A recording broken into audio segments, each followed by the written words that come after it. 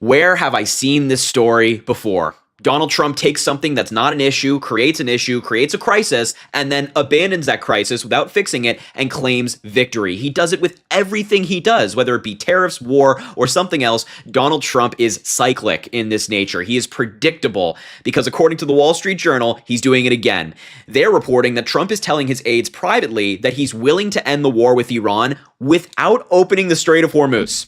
So he's willing to allow it to be closed, roiling the global economy, causing everything to be more expensive for not only Americans, but people around the world. And he's willing to declare victory after that, say the United States got exactly what we wanted. And it reminded me of this meme that I see every time Donald Trump does this. I make a stupid and corrupt decision, something really bad happens, I convince my followers the problem is now magically solved, I reverse my stupid decision, and then it goes round and round and round and round again. He does it every single time, and now we're here. So let's get into the story, let's talk about it, because this is just absurd.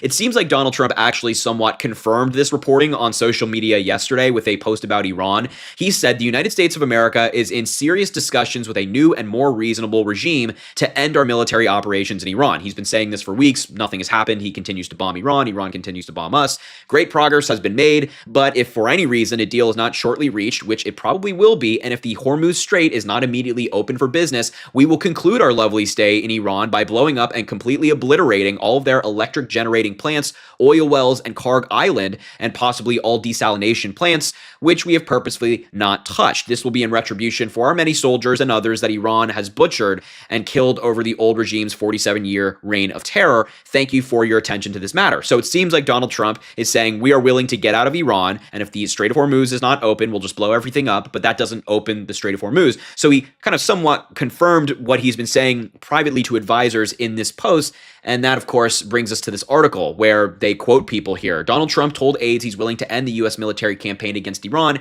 even if the Strait of Hormuz remains largely closed, administration officials said, likely extending Tehran's firm grip on the waterway and leaving a complex operation to reopen it for a later date. And I just wonder, for the MAGA fans out there, not that any of them are watching, but just generally thinking out loud here, is this the golden age?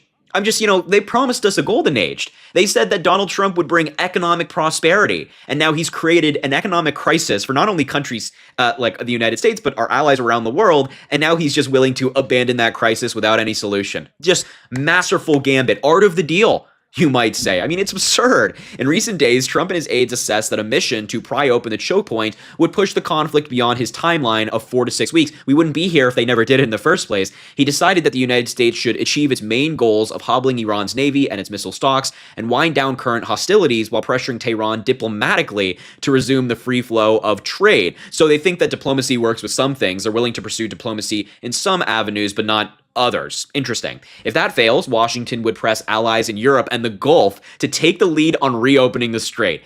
Great, great. Honestly, maybe that's a better move because these leaders in Europe are far more competent than Donald Trump. So maybe if they're behind the wheel, something can actually get done here. But what a typical Trump move. Again, I just keep going back to this idea. He caused a crisis.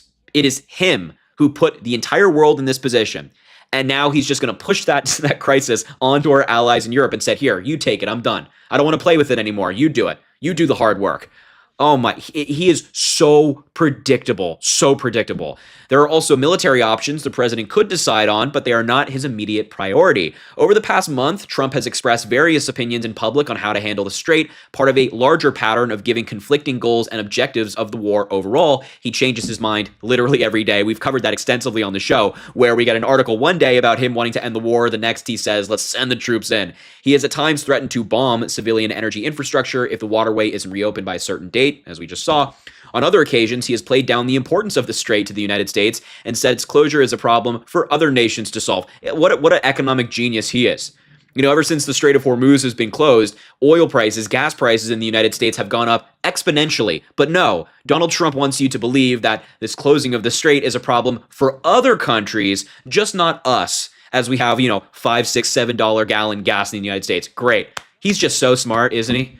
I mean, there was a sign at the No Kings protest that I love that said the dumbest MFer, mother effer, put it that way, and the president of the United States should not be the same person. The dumbest person in the world and the president should not be the same person, and yet that is where we find ourselves here in this country. The longer the strait remains closed, the more it will roil the global economy and boost gas prices. Multiple countries, including U.S. allies, are reeling from the downturn in energy supply that once flowed freely through the checkpoint. Industries that rely on items such as fertilizer to grow food or helium to make computer chips are suffering from shortages. And on that very note, we have some quotes from leaders outside of the United States about what's next. How will this affect the economy in the future? And their quotes are harrowing.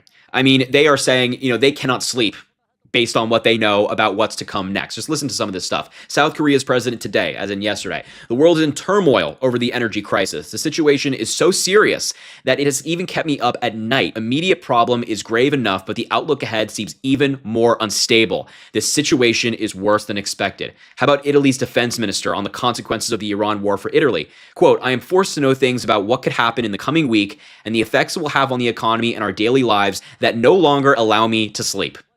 Great. Oh, gives me such confidence. Astonishing statement from General Carsten Brewer, chief of the German, I think that says defense staff. Yeah, defense staff. Quote, Germany no longer regards the USA as a reliable defense partner. We are assuming conflict with Russia in the next few years is inevitable, and we are rearming. Donald Trump's America, Donald Trump's world. God, we had it so good with Joe Biden. We had it so good with Joe Biden and Kamala Harris. We really, really did. Oh my God, the competency in the Oval Office, people who knew what they were doing, world leaders who could trust the United States as a defense partner. They didn't have to worry about rearming themselves because of possible war in their continents. I cannot believe it. Without a swift return to safe passages, Tehran will continue to threaten world trade until the United States and its partners either negotiate a deal or forcibly end this crisis. Suzanne Maloney, an Iran expert and vice president at the Brookings Institute in Washington, called ending military operations before the strait is open unbelievably irresponsible. Of course it is. The U.S. and Israel started the war together and can't walk away from the fallout. Energy markets are inherently global, and there is no possibility of insulating the United States from the economic damage that is already occurring and will become exponentially worse if the closure of the strait continues. Trump's desire to end the war quickly is at odds with other moves he is planning to make. This weekend, the USS Tripoli and the 31st Marine Expeditionary Unit entered the region. Trump has also ordered elements of the 82nd Airborne and is considering sending additional troops to the Middle East, including around 10,000 ground troops, according to the Wall Street Journal. Meanwhile, he has referred to the war as an excursion and a lovely stay. A lovely stay. We've had 13 troops die. Hundreds of Americans injured from drone strikes from Iran, and he calls that a lovely stay. Well, he golfs. He's out there golfing, everybody. And we're left here wondering, well, is he going to end the war? He says that one day, and then the next day he says he's not, and then the next day he changes his mind. It is a disaster. I mean, I think that was already kind of clear for most people watching this, but this is a complete unmitigated disaster, and the reality is there's no plan. There has never been a plan. We are screwed. I mean, if what the Wall Street Journal is reporting is true, which 100% it is, I've actually been inside the Wall Street Journal building for an interview, and I saw the level of fact-checking that they specifically go through before they publish something, and that is, extends for the New York Times, Washington Post, all these major news agencies. I've seen the level of fact-checking. This is true, and this is what Donald Trump is currently planning, and if it is the case, and this does happen, we are talking about a recession we haven't seen since like 2008. I mean, really, we are. So anyway, I will leave the video there. Thank you so much for watching. Please make sure to subscribe down below, drop a like on the video, comment. Let me know what you think about the story. Let me know if there's anything that I missed, that you want me to talk about on the show. Please have an amazing rest of your day if you can, given everything that's going on, and we will talk soon.